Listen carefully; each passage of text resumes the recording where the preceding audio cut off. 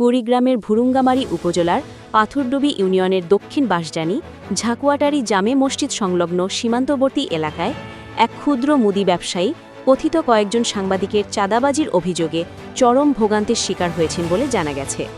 স্থানীয় সূত্রে জানা যায়, উক্ত এলাকা একটি ব্যতিক্রমধর্মী জনপদ, যেখানে কাঁটাতারের বেড়া না থাকায় বাংলাদেশ ও ভারতের প্রায় ১১০টি পরিবার একই সামাজিক পরিবেশে বসবাস করে। বাংলাদেশ অংশে অবস্থিত কয়েকটি ছোট মুদি দোকান স্থানীয়দের নিত্য প্রয়োজনীয় পণ্য সরবরাহ করে জীবিকা নির্বাহ করছে। এসব দোকানে দেশীয় পণ্যের পাশাপাশি সীমিত পরিসরে কিছু ভারতীয় কসমেটিক্স পণ্য বিক্রি হয়। ভুক্তভোগী মোহাম্মদ মাইদুল ইসলাম ৩৪ অভিযোগ করে জানান, গত সপ্তাহে নাগেশ্বরী থেকে আগত কয়েকজন ব্যক্তি নিজেদের সাংবাদিক পরিচয় দিয়ে তার দোকান থেকে কিছু ভারতীয় কসমেটিক্স পণ্য ক্রয় করেন এবং গোপনে ভিডিও ধারণ করেন। তাদের মধ্যে ৩ জনের নাম ইয়াসিন ইমন, সাগর ও রাকিবুল বলে জানা গেছে। তারা কোন গণমাধ্যমে কর্মরত এ বিষয়ে নিশ্চিত হওয়া যায়নি। পরবর্তীতে ওই ব্যক্তিরা একটি কথিত সংবাদ তৈরি করে তা মাইদুল ইসলামের হোয়াটসঅ্যাপে পাঠান।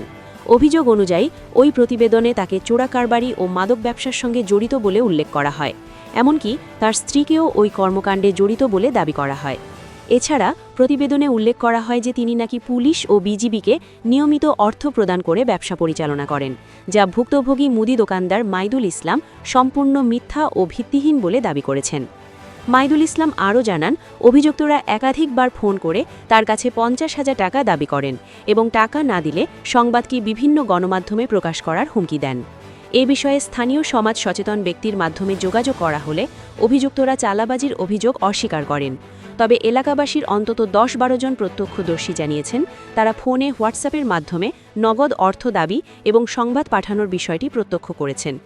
ভুক্তভোগীর দাবি, হোয়াটসঅ্যাপ কলের মাধ্যমে যোগাযোগ করায় কথোপকথনটি রেকর্ড করা সম্ভব হয়নি। স্থানীয়দের ভাষ্য অনুযায়ী মাইদুল ইসলাম ও তার পরিবার পূর্বে দিনমজুর হিসেবে জীবনযাপন করতেন এবং কখনও মাদক ব্যবসার সঙ্গে জড়িত ছিলেন না। অভিযোগের ভিত্তিতে পুলিশ তার বাড়িতে তল্লাশি চালালেও কোনো অবৈধ বা মাদকদ্রব্য পাওয়া যায়নি। এ ঘটনায় মিথ্যা তথ্য ছড়িয়ে পুলিশ ও বিজিবির ভাবমূর্তি ক্ষুণ্ণ করার চেষ্টা করা হয়েছে বলেও মনে করছেন এলাকাবাসী। অন্যদিকে এ ঘটনার প্রতিবাদ জানিয়ে স্থানীয় সামাজিক যোগাযোগ মাধ্যমে পোস্ট দেন স্থানীয় সমাজ সচেতন ব্যক্তি মোহাম্মদ শামীম হোসেন। এর জেরে শামীম হোসেনের বিরুদ্ধে অভিযুক্তদের নিজস্ব অনলাইন নিউজ পোর্টাল উত্তরকোণে মিথ্যা ও উদ্দেশ্যপ্রণোদিত তথ্য প্রচারের অভিযোগ উঠেছে। প্রতিবাদকারীরা দাবি করেন, সম্প্রতি কিছু অনলাইন নিউজ পোর্টালে চাঁদাবাজ সাংবাদিক MS সাগর সামাজিক যোগাযোগ মাধ্যমে প্রকাশ করেন একটি প্রতিবেদন, যা সম্পূর্ণ মিথ্যা, বানোয়াট ও উদ্দেশ্যপ্রণোদিত। এতে শামীম হোসেনের বিরুদ্ধে মাদক ব্যবসা, চোরাচালান ও ভুয়া সাংবাদিকতার অভিযোগ আনা হয়েছে, যা ভিত্তিহীন ও মন গড়া। তারা জানান, শামীম হোসেন দীর্ঘদিন ধরে বিভিন্ন সামাজিক সংগঠনে কাজ করে আসছেন এবং তিনি স্থানীয়ভাবে সুপরিচিত ও গ্রহণযোগ্য ব্যক্তি।